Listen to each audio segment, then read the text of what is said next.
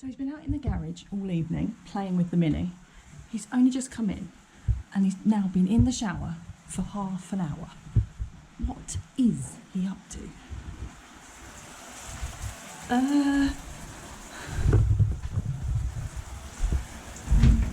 What are you doing? Mowoging.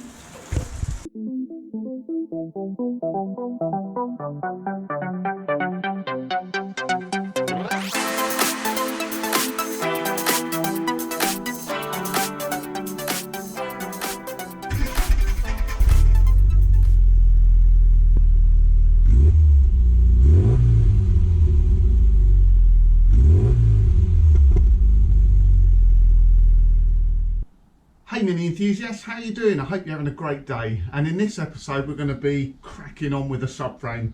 As you can see, I've already got a lot of it stripped apart here. Just before I go and place an order with Mini Spares, I thought I'd just have a rummage through the old parts box to see what I don't need, because I have this horrible habit of ordering a load of stuff. It gets here and then I find stuff I've already got in the garage. So I've already found I've got a pair of brand new knuckles, so that saves a few quid. Single rear brake hose. I found screws for the air filter, which I bought new ones at Bingley Hall. I didn't need them. And I've got two radius arm kits as well. I don't know how I've ended up with two. I do, because when I was practicing with the old reamer, there were two kits that didn't go right, so they're kind of made up of odds and ends of bits. So that's a full kit. That one I need the bronze bush for. So hopefully I can just get the bronze bush. If not, they're only a tenner. Anyway, yeah. Oh, and I've got a single suspension cone that actually come off PL when the subframe was broken on it. So I assume someone fitted that, but it's not brand new, but it's certainly not compressed at all. So I'll probably get one extra cone as well, and it'll have a pair of cones in. So that's it. Let's get on to sorting this rear subframe out.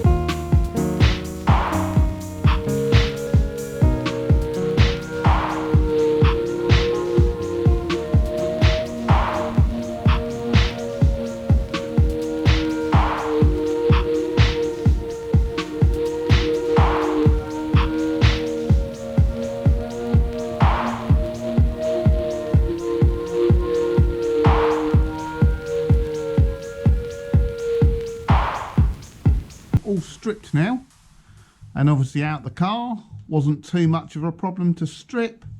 We did get one broken bolt in the bottom here, but I just drilled it out almost all the way, and I managed to just undo it then, and I haven't damaged the threads, so that's good. Again, looking at it, pretty solid. This is just where I was cleaning it back originally. I need to clean that back properly, but the key areas they rust are in the corners here. Now this is the underside, looks fine. Obviously it will benefit from a clean up and a lick of paint. I have found a problem though. Now this is weird. Sprout does rust in some funny areas, and I think that's just because it's been stood still for a long time in one position. So when we look underneath, sorry, this is on top. So on top of the subframe is usually okay, wouldn't usually be a problem. But what I found on Sprout was this corner, although it wasn't holed, it had all swollen up, was quite rusty.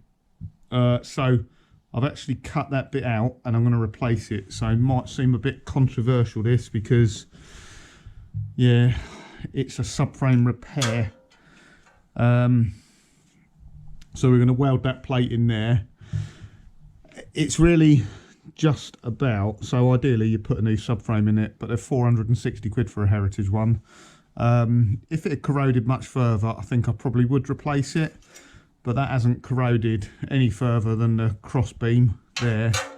And literally that bit of metal there was only sort of tack spot welded in here and here, seam welded down there, and there was a tiny little seam weld there, so I don't think it does a great deal structurally, but this is the same gauge steel. We're going to weld this in here and seam weld around the outside. That should be just as strong as it was before. Ordinarily, anything suspension wise like this, subframes, you shouldn't be weld repairing them, shouldn't be heating them up, shouldn't use heat on them. So why am I doing it? Cost 460 quid, and I think that's not too bad. If it was any worse, I'd probably replace it. So let me get that welded up and we'll see how it goes. If it don't weld in nicely, I will start looking for another frame. Best thing about a Mini is it really is the gift that just keeps on giving. It was literally the other day I was thinking to myself, I'm getting really bored of this build. I haven't welded anything for ages. And then, hey presto, like I say, the gift that keeps on giving.